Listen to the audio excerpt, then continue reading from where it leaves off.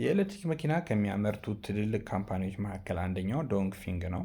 ካመረታቸው መኪኖች ደግሞ ዶንግፊንግ ኤል7 የሚባለውን መኪና ኢትዮጵያ ውስጥ እየገባ ይገኛል። ታዲያ ይህን መኪና እስኪ ዛሬ እንመልከተው። እንደሚታወቀው ዶንግፊንግ ኤል7 በሁለት አይነት ቨርዥን ነው የሚመጣው፣ በኤሌክትሪክ እና በሃይብሪድ ማለት ነው። ዛሬ ግን በደንብ የምንመለከተው በኤሌክትሪክ የሚመጣውን መኪና ነው። አብራችሁን ቆዩ። ይህ ዶንግፊንግ ኤል7 ማለት ፒውር ኤሌክትሪክ ሆኖ በኮምፓክት ኤስዩቪ የሚባል አይነት መኪና ነው። ባትሪና ሬንጅን በምንመለከትበት ጊዜ ደግሞ በሶስት አይነት አማራጭ ነው የምናገኘው። 50.8 ኪሎዋት ሀወር፣ 61.2 እንዲሁም 62.3 ኪሎዋት ሀወር ኤልኤፍፒ ባትሪ ነው የሚጠቀመው። ሬንጁን ደግሞ ከ430 እስከ 518 ኪሎ ሜትር ድረስ መጓዝ የሚችል አሪፍ የሚባል ፐርፎርማንስ እያሳየ የሚገኝ መኪና ነው። ፐርፎርማንሱን እና ሞተሩን በምንመለከትበት ጊዜ ደግሞ ሲንግል ሞተር ሆኖ ፍሮንት ዊል ድራይቭ ነው። የፓወር አውትፑቱ ደግሞ 120 ኪሎዋት ወይም ደግሞ 163 ሆርስ ፓወር እስከ 160 ኪሎዋት ወይም ደግሞ 218 ሆርስ ፓወር ድረስ መፈንጠቅ ይችላል ወይም ደግሞ ማመንጨት የሚችል ሞተር የተገጠመለት ነው። ይህም እንግዲህ 240 እስከ 310 ቶርክ ማመንጨት የሚችል በጣም አሪፍ የሚባል መኪና ነው። ቶፕ ስፒድ ደግሞ ከ160 እስከ 170 ኪሎ ሜትር ሀወር እንደየትሪሙ የሚሰጣችሁ ይሆናል ማለት ነው።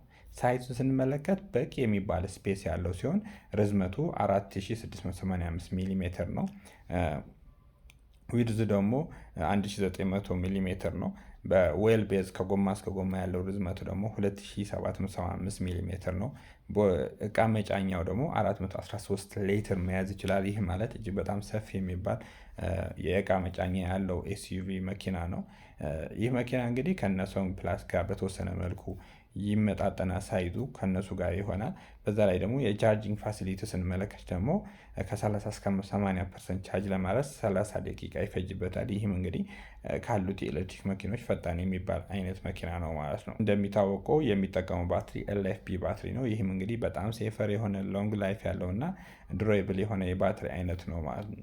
እንግዲህ ይህንን መኪና መግዛት ይሻላቸዋል ሰንጎ ፕላስ ብዬ ጠይቃቸዋለሁ። ምክንያቱም ይህ መኪና አሪፍ ፐርፎርማንስ ያለው ነው። ብቸኛ ችግሩ ፍሮንት ዊል ድራይቭ መሆኑና ኢትዮጵያ ውስጥ ገና ወደ ማርኬቱ እየገባ ያለ መኪና መሆኑ ነው።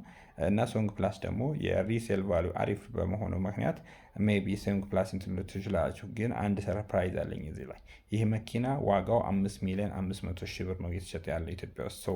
ከሶንግ ፕላስ ከምትገዙ ይሄኛን ገዝታችሁ ለስራ በተለይ የምትፈልጉት ከሆነ ይህን መኪና ብትጠቀሙበት በጣም አሪፍ መኪና ነው። ቢልድ ኳሊቲያቸው ጥሩ የሚባል ነው። እንደነ ቢዋይዲ ሶንግ ፕላስ ጋር በቢልድ ኳሊቲ ላይ መጣጠኑ ይችላል። ግን ከፕራይስ ታጉ አንጻር በጣም ተመጣጣኝ የሚባል መኪና ነው። ይህን መኪና መግዛት የምትፈልጉ ደግሞ ኮንታክት ማድረግ ትችላላችሁ። ይመቻችሁ።